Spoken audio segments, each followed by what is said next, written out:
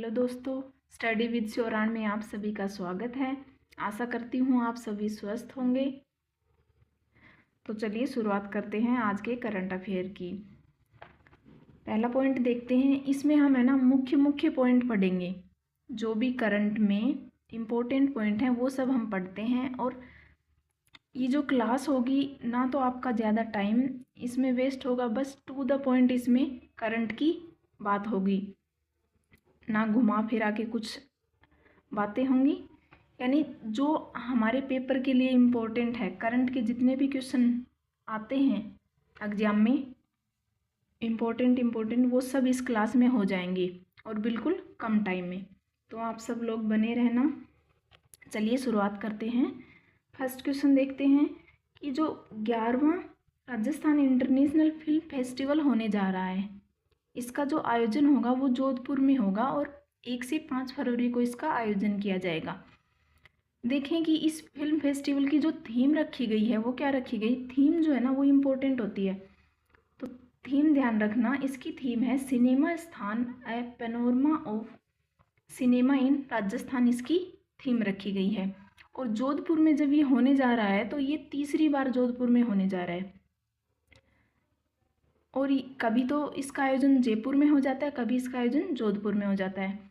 इस देखें कि इस फिल्म फेस्टिवल के अंतर्गत प्राइड ऑफ राजस्थान अवार्ड किसको दिया जाएगा, तो वो दिया जाएगा जोधपुर के एक एक्टर हैं जिनका नाम है करणवीर बोहरा। तो करणवीर बोहरा को ये अवार्ड दिया जाएगा। अवार्ड का नाम है प्राइड ऑफ राजस्थान अवार्ड। ठीक है, आगे देखें कि इसका आयोजन मेहरानगढ़ म्यूजियम ट्रस्ट के सहयोग से किया जाएगा। किसके सहयोग से? सहयोग किसका मिलेगा इस फिल्म फेस्टिवल को कराने में? मेहरानगढ़ म्यूजियम ट्रस्ट का के सहयोग से इसका आयोजन किया जाएगा। ठीक है, तो ये बात हो गई हमारे फिल्म फेस्टिवल जो होने जा रहा है कहाँ पे? जोधपुर में 1 से 5 फरवरी तक होगा। नेक्स्ट क्वेश्चन है, राज्य में नेक्स्ट क्वेश्चन की बात करें कि राज्य में पुरुष महिला मतदाताओं का लिंग अनुपात कितना है।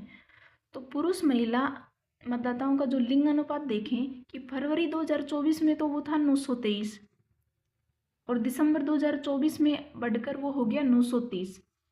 तो उस फरवरी के मुकाबले अब दिसंबर 2024 में कितना हो गया था? 923, मतलब 7 बढ़ गया था लिंग अनुपात। इसका मतलब है कि महिलाएं भी जो वोट देने जा रही हैं उनकी संख्या ज़्यादा हो गई है फरवरी के मुकाबले दिसंबर में। ठीक है, तो ये बात हो गई लिंगानुपात की, मतदाताओं के लिंगानुपात की।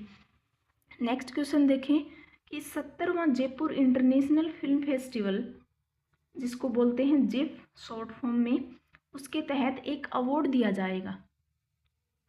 ठीक है, इसके तहत एक अवार्ड दिया जाया है। उस अवार्ड का नाम है बेस्ट सॉन्ग अवार्ड। ठीक, अब ये जो किस सॉन्ग को दिया जाएगा ये अवार्ड, तो वो सॉन्ग है स्लेट पेंसिल। स्लेट पेंसिल की निर्माता कौन है? डॉक्टर हेमा उद्दावत इसकी निर्माता हैं। गाने का नाम है स्लेट पेंसिल। इस गाने को ये अवार्ड दिया जाएगा, बेस्ट सॉन्ग का इसको अवार्ड दिया जाएगा। अब ये जो गाना है ये बच्चों से रिलेटेड है, उनकी शिक्षा से रिलेटेड है, स्लेट एंड पेंसिल। ठीक है, उनको पढ़ाई से जोड़ने से रिलेटेड है बच्चों को। नेक्स्ट क्वेश्चन देखें कि राजस्थान में मुख्य आयकर आयुक्त किसे नियुक्त किया गया है। तो ये सीधा ही पॉइंट है, इसमें ज़्यादा कुछ देखना नहीं है। तो ये जो मुख्य आयकर आयुक्त नियुक्त किया गया है ये किसे नियुक्त किया गया? मनीषा चंद्रा को। जो मनीषा चंद्रा हैं वो भारतीय राजस्व सेवा के अधिकारी हैं। कौन है? भारतीय राजस्व सेवा के अधिकारी। हाल ही में वो उदयपुर में कार्यरत हैं। ठीक है, इन्हीं के साथ रंजीत सिंह को भी आयकर आयुक्त नियुक्त किया गया। ठीक, तो ये हो गई सीधा सीधा फैक्ट हो गया। नेक्स्ट क्वेश्चन की बात करें, केंद्र सरकार द्वारा कौन से नए कानून की पालना के लिए राजस्थान को मॉडल टेस्ट स्टेट चुना गया है।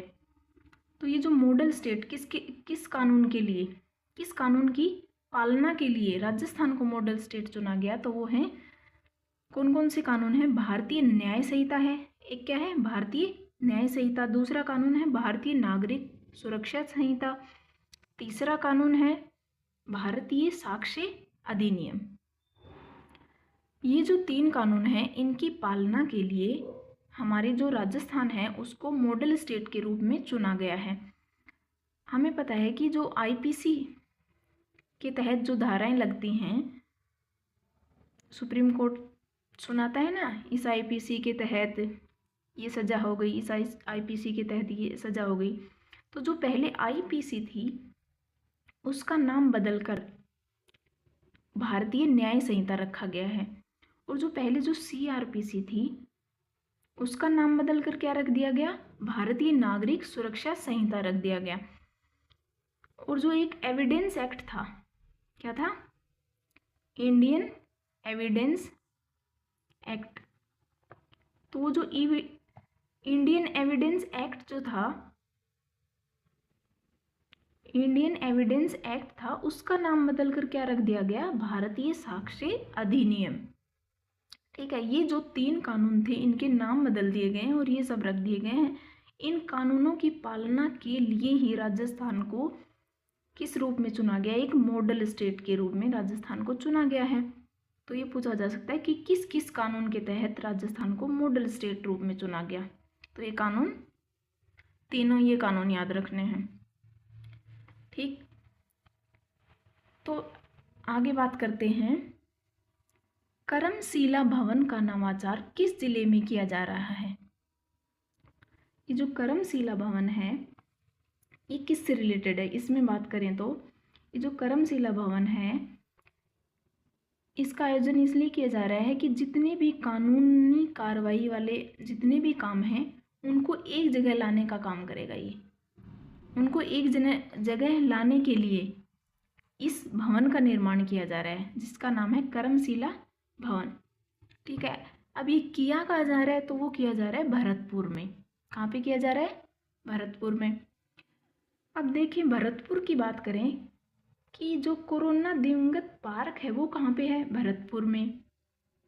सिमको वैगन फैक्ट्री देखें तो वो कहाँ पे है, भरतपुर में।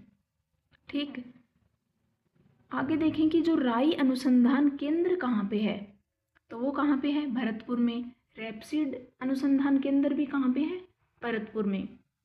तो ये जो भरतपुर से रिलेटेड बात कर ली हमने कि कोरोना दिवंगत पार्क कहाँ पे है, वो है भरतपुर में। सिमको वैगन फैक्ट्री कहाँ पे है, तो वो भी भरतपुर में। राई अनुसंधान केंद्र एंड रैपसीड अनुसंधान केंद्र भरतपुर में है।